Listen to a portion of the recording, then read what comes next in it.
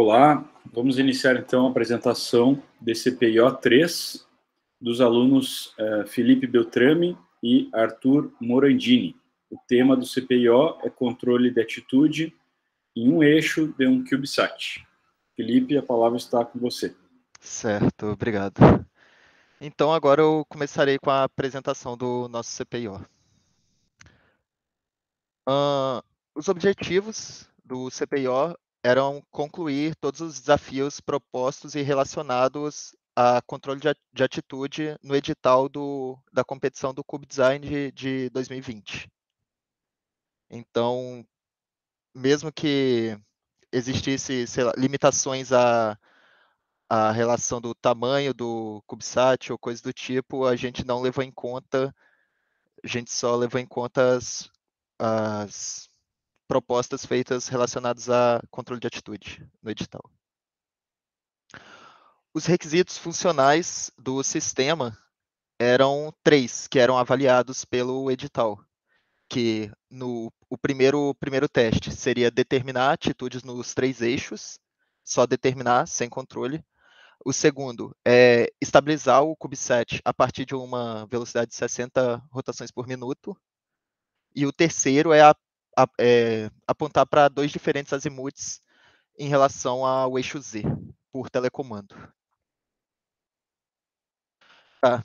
A partir desses requisitos, nós começamos a trabalhar nos conceitos fundamentais, que seria meios para a aquisição de dados do sistema, que seriam os dados de atitude, como nós faríamos a comunicação, os atuadores que poderíamos utilizar e os métodos de controle. A aquisição do sistema, de dados do sistema, não tinha como fugir muito. Sensorias IMO, a única coisa que a gente poderia variar eram os tipos. Aqui na tela, na esquerda, tem o sensor MPU 650 e na direita tem o GY91, só que ele é basicamente um MPU 650 junto com acelerômetro e barômetro.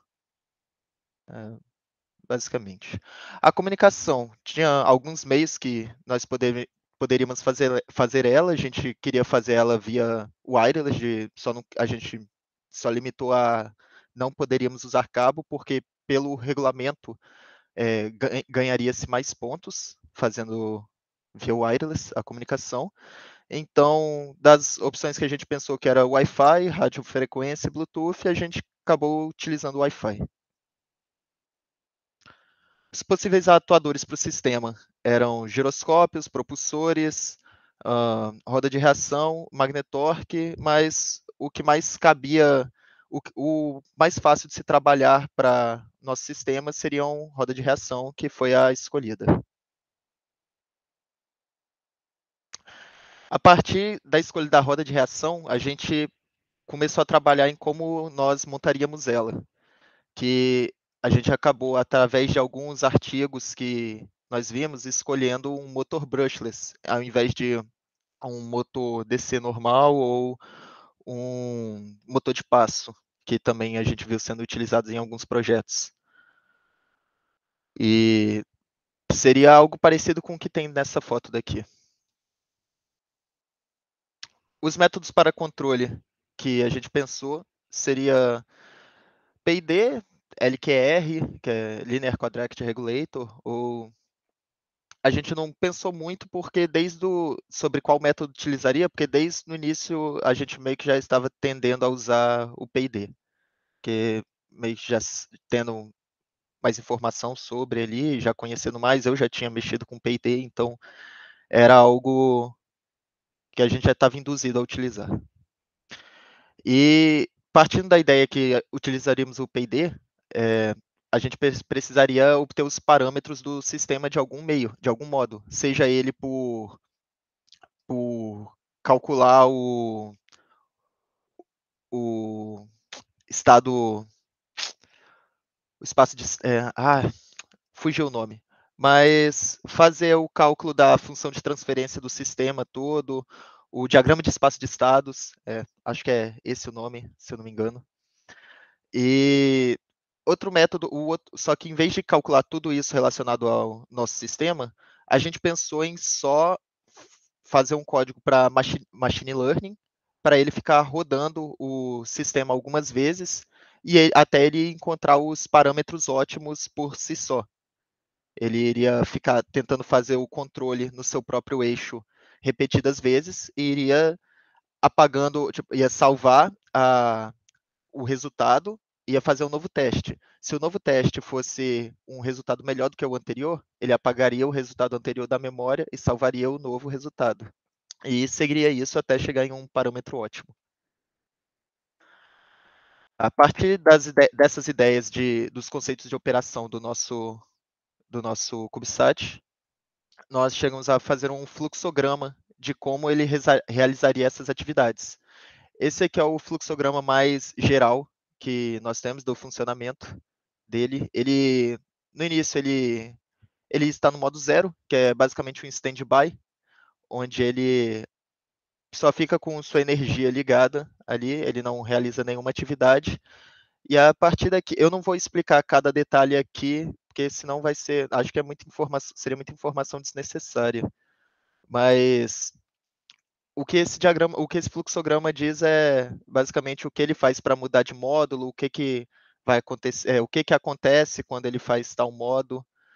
E nesse próximo slide, nesse daqui, seria basicamente esse modo 2 que está nesse slide anterior aqui, ó. Esse modo 2 aqui, onde eu estou. Vocês conseguem ver meu mouse? Eu não sei. Sim, conseguimos.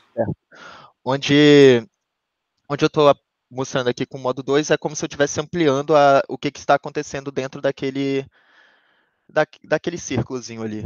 Que o modo 2 é onde ele está verificando, é onde ele está controlando a atitude do CubeSat, onde ele não vai, a única coisa que ele faz é manter ele parado, não escolhe ângulo, não escolhe nada, ele só mantém ele parado. Então ele faz a verificação se o CubeSat está parado ou não. Aí se ele não estiver, ele vai pegar os dados de atitude, vai fazer o cálculo do PID e ativar o motor com base nisso e enviar os dados de volta para o PC. E fica repetindo isso na frequência que nós estabelecermos lá no código. Depois da gente decidir como funcionaria cada etapa do sistema igual todo o fluxograma do projeto, nós partimos para montar a arquitetura física do sistema. Aqui é só um esquemático de como estão feitas a ligação no nosso sistema, o que está alimentando, por exemplo, aqui a bateria, a gente está usando como a gente escolheu um motor brushless, a gente tem que usar uma bateria LiPo, ela está alimentando o ESC para o motor, e do motor a gente puxou um back, a saída do back do ESC a gente puxou o back, que é ele que está alimentando o resto do sistema todo. O resto aqui é só ligações de portas no ESP de cada atuador e sensor. Depois de definir os conceitos assim da arquitetura do sistema, nós partimos para a estrutura dele, para a implementação e construção. Nós decidimos fazer a estrutura em 3D, impressa em 3D, essa que está aqui na imagem. Isso. Essa que está aqui na imagem. Como eu já tinha visto, né, uma estrutura dessas lá no laboratório do professor Eduardo, eu imaginei que seria algo fácil de se trabalhar. Eu peguei um esquema da estrutura 3D também com o professor e fiz ela baseado todo nesse esquema. A única coisa que eu simplifiquei ela, vocês podem ver que essas partes aqui estão retas, a estrutura que tinha de base era cheia de... porque era para um CubeSat de verdade, né? Então era mais complexo. Então, todas essas aletas aqui, assim, essas ligações são bem simples. A única coisa que mudou de verdade foi o espaçamento dos encaixes de cada das placas para cada subsistema. Essa foi a placa PCB a gente montou baseado naquela arquitetura do sistema. Basicamente, a gente só transformou aquilo numa plaquinha assim para ficar mais fácil de usar e com menos problemas, para não ter mau contato com fio e essas coisas do tipo.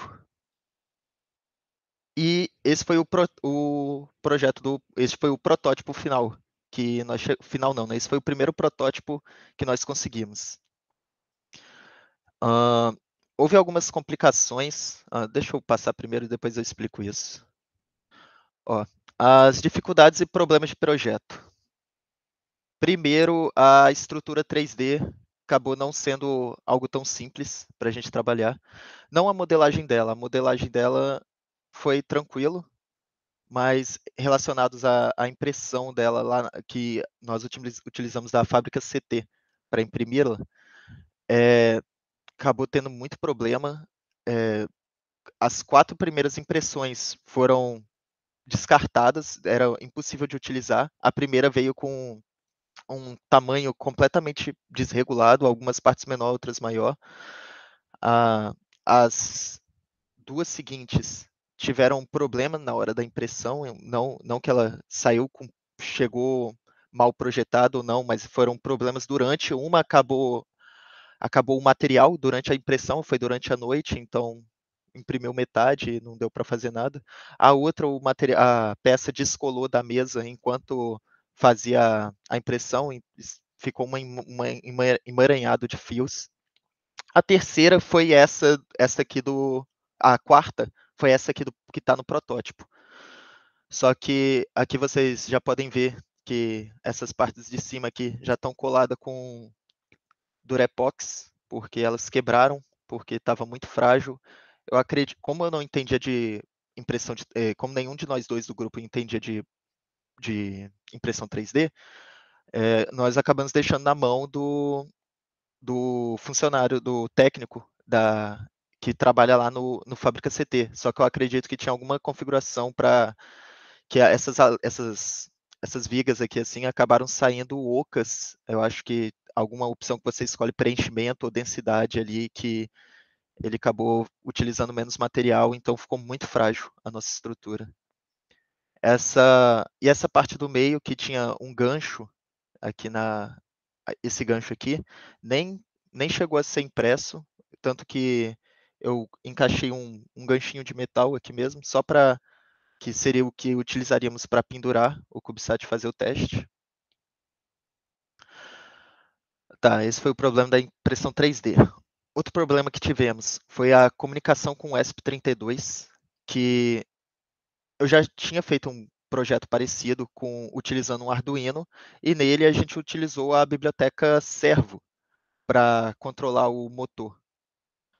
Mas a biblioteca Servo não se comunica com o ESP, ela não é compatível com o ESP.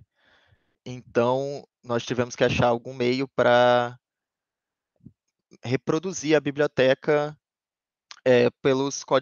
por código completo, que a gente podia só olhar como as funções como cada função era escrita lá do server e refazer elas por extenso, mas ainda assim era um trabalho desnecessário se a gente estivesse usando Arduino. Não lembro se eu cheguei a comentar, mas o ESP foi escolhido principalmente porque ele tem a comunicação via Wi-Fi, então nós não teríamos que utilizar nenhum outro módulo externo assim para conseguir fazer a comunicação com o PC, ESP e PC, controlador PC. E agora, um outro problema que a gente teve foi por utilizar o motor brushless, que acabou causando muita complicação para a gente. Porque, primeiro, os 2 problemas mais simples foram a conexão XT60, que é essa conexão aqui, ó, que liga o ESP com a bateria. A gente poderia ter resolvido colocando algum tipo de interruptor, mas sempre que a gente estava indo trabalhar testar o ESP, coisa assim, a gente ficava conectando e desconectando, e ela é bem chata para ficar desconectando. Quando você prende ela é muito, muito difícil de tirar. Então, a gente teria que ter comprado ou achado em algum lugar que tivesse um interruptor. Não dava para usar um interruptor comum, porque passa muita corrente. Acho que o máximo que esse motor que a gente usa aqui utiliza é 16 amperes, então não dava para usar qualquer botãozinho, porque ele ia derreter a fiação por dentro. Outro problema que a gente teve foi a bateria. Como a gente está usando o motor brushless, a gente precisa usar uma bateria LiPo. E acabou que foi meio chato ter que meio que ajustar o projeto da estrutura para comportar a bateria, porque é uma bateria pesada, é uma bateria grande. Caso a gente tivesse usando outros tipos de motores, a gente poderia ter usado uma bateria 9 volts simples.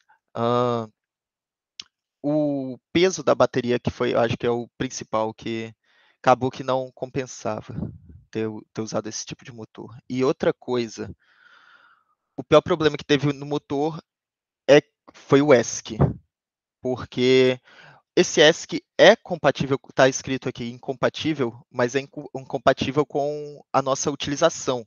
Não que ele não funcione com esse motor, porque planejando um sistema de controle de atitude, a ideia é que a roda. Peraí, deixa eu pegar o sisteminha aqui. A ideia é que ele comece parado e aí, dependendo se ele gira para a esquerda, gira para a direita, você roda a roda para o outro lado, fazendo com que ele volte a estar no estado parado. Mas o motor brushless, a gente não consegue, usando esse ESC, a gente não consegue rodar ele para os dois lados. Então teria que, para você consegue alterar a rotação dele, mas para isso você tem que, no início, teria que desligar, ligar o ESC de novo e configurar para ele rodar para o outro lado. Então, durante a utilização, a gente só poderia rodar ele para um lado. Então, a gente não conseguiria começar com ele desse jeito e controlar independente do lado que ele fosse. Mas ainda era possível realizar o controle P&D mesmo com essa dificuldade. Só que o modo que isso ocorreria era assim: a gente começava com o CubeSat parado, só que com a roda de reação já rodando. Tipo, então ela estaria já consumindo bastante bateria só para começar o teste. E aí, caso ele fosse para o lado que a roda de reação não consiga girar, ela só diminuiria a velocidade e causaria o mesmo efeito que rodar para o outro lado. Mas para isso ela teria que estar desde o início sempre ligada.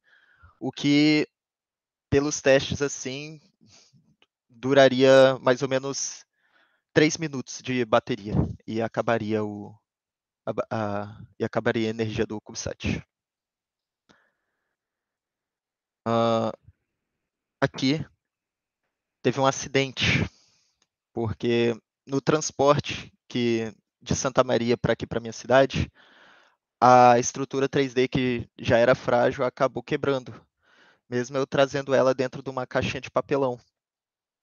Então, eu tentei consertar ela com Tech Bond e outras coisas do tipo e não consegui. Aí só um momento que a bateria tá acabando. Deixa eu pegar o carregador.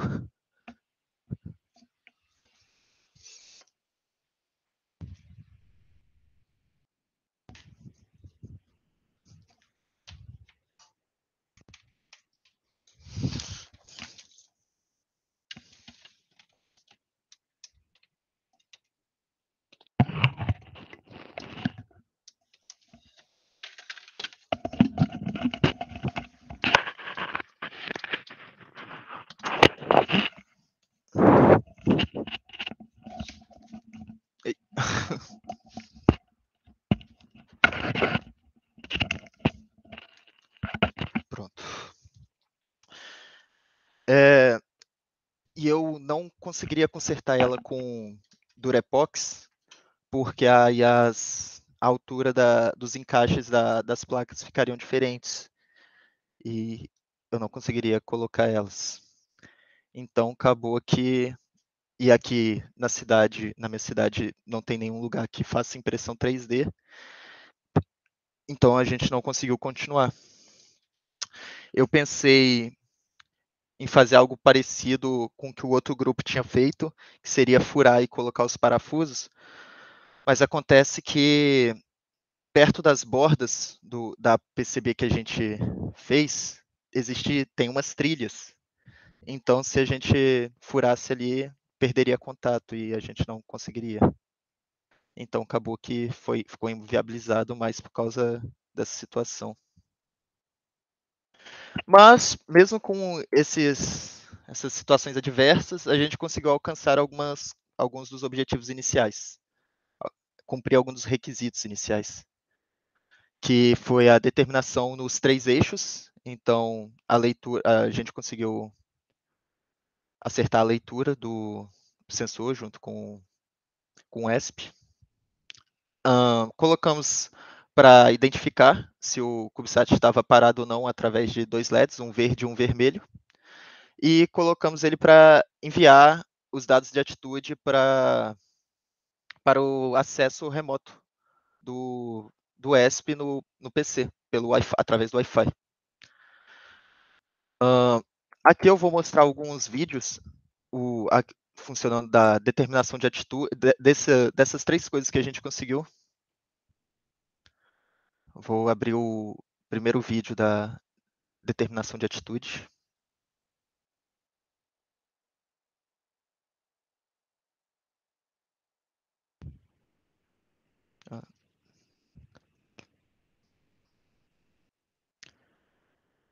Primeiro eu vou voltar aqui para explicar um pouco o que está acontecendo.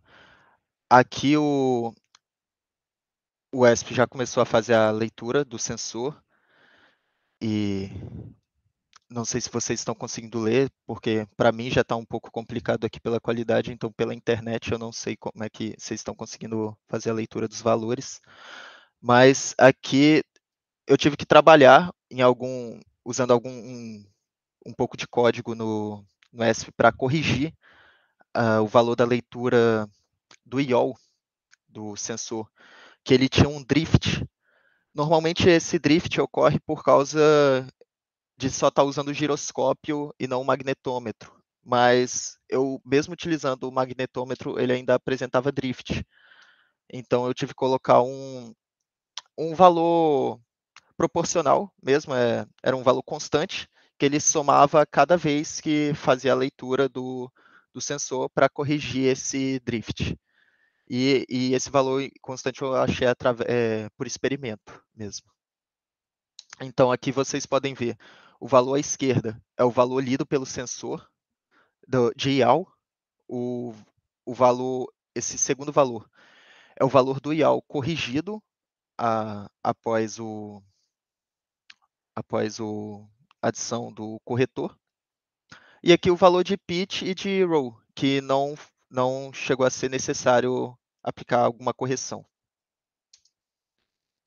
Aqui o que eu vou mostrar, aqui vocês podem ver que o valor corrigido estava no ângulo 0, e quando eu faço quase essa volta completa de 90 graus, ele chegou aqui a 88, o que é como eu não mudei certinho, então provavelmente ele leu exatamente o que foi mudado, porque eu não conseguia fazer a leitura completa leitura completa não, desculpa. Eu não conseguia ter certeza que eu movi ele 90 graus ali, mas foi algo próximo a 90 graus.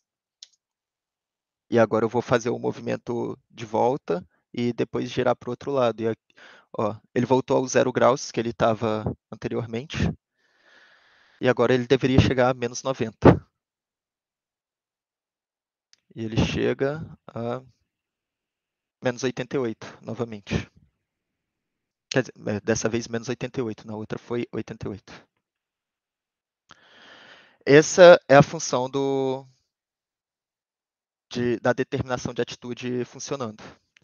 Agora tem a identificação de movimento, se ele está parado ou não. Eu tenho outro vídeo para mostrar para isso. Quando o CubeSat estaria parado, ele deveria ficar com o LED verde aceso e quando ele não está parado, acender o LED vermelho. Que é o que a gente pode notar que está acontecendo aí.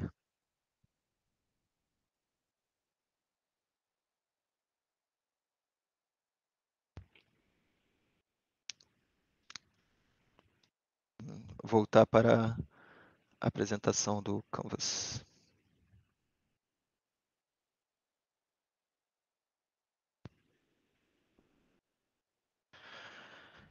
Aqui foi o site que a gente tinha feito usando o ESP, que nele só você abria a página, é como se você entrasse na página do seu roteador, mas você conseguia dar alguns comandos por ele através daqui.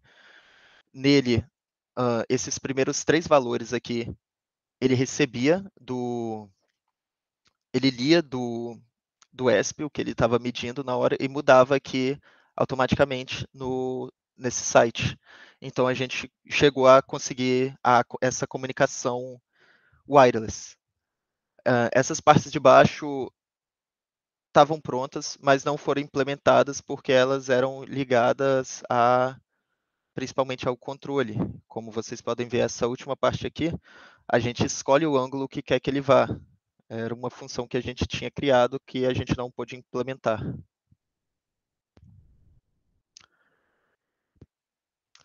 Agora nós chegamos às conclusões do nosso trabalho. O Arduino era uma alternativa mais fácil de se ter utilizado, principalmente por causa dessa incompatibilidade da biblioteca Servo. Mesmo que o ESP nos propõe essa comunicação Wi-Fi sem usar outros módulos externos, não valia a pena. A gente podia só ter usado um módulo Wi-Fi normal em um Arduino ou utilizado comunicação Bluetooth, algum módulo Bluetooth, coisa do tipo. O motor brushless foi o que causou mais complicação. Eu esqueci de comentar uma coisa. Caso a gente tivesse usado outro ESC, sem ser o que nós usamos, um ESC compatível com essa operação, ele deveria ser um ESC daqueles carrinhos de carrinho de controle remoto, não de avião, porque eles têm a função de rodar a roda para frente e para trás. Então seria algo que nós conseguiríamos aplicar aqui no projeto. Mas voltando aí às conclusões. Caso a gente tivesse usado um motor DC normal, teria sido muito mais simples. A gente foi com a ideia de utilizar o motor brushless, principalmente porque a gente leu em alguns artigos ser mais preciso para o que a gente queria, mas a precisão de um motor DC normal não seria algo que teria nos prejudicado, então nós deveríamos ter usado, porque poderíamos utilizar uma bateria de 9 volts, o comando nele, nós só precisaríamos utilizar um circuito de ponte H para jogar negativo ou positivo para ele ali, ele rodaria para um lado ou para o outro conforme necessário. E a conclusão final, acho que mais importante é quanto mais simples, melhor. Nós fomos nessa ideia de tentar deixar mais preciso ou coisa do tipo quando não era necessário. Então, se alguma coisa mais simples supria nossas necessidades, a gente deveria ter utilizado, que seria mais fácil de mexer. Os próximos passos, o que seria necessário para fazer esse circuito aqui funcionar? Funcionar não, né? Melhorar ele e funcionar também, já que esse aqui não está cumprindo todas as funções. Seria utilizar o Arduino, como a gente utilizaria o Arduino. Deveríamos mudar a forma de comunicação ou usar um módulo de Wi-Fi, mas tirar o ESP. trocar um motor brushless por um motor normal, por um motor DC simples e fazer as alterações que seriam necessárias. Por exemplo, a alimentação teríamos que mudar a alimentação da placa controladora, que no momento é feito pelo back do ESC, que não seria mais utilizado. Provavelmente ligaríamos ele no VIN com uma bateria 9 volts, algo do tipo, mas coisa a ser planejada. E concluir o código para Machine Learning, que nós só chegamos a fazer o projeto dele porque para a utilização dele seria necessário ter o código PID já pronto, que o Machine Learning era para utilizar para achar o KP, KI, KC, não, KP, KI, KD, para achar as melhores constantes. E como o nosso PID não estava funcionando, não fazia sentido nem concluir com Machine Learning. E foi isso. Muito obrigado. Certo, legal. Obrigado aí pela apresentação e parabéns vocês aí, Arthur e Felipe, pelo trabalho.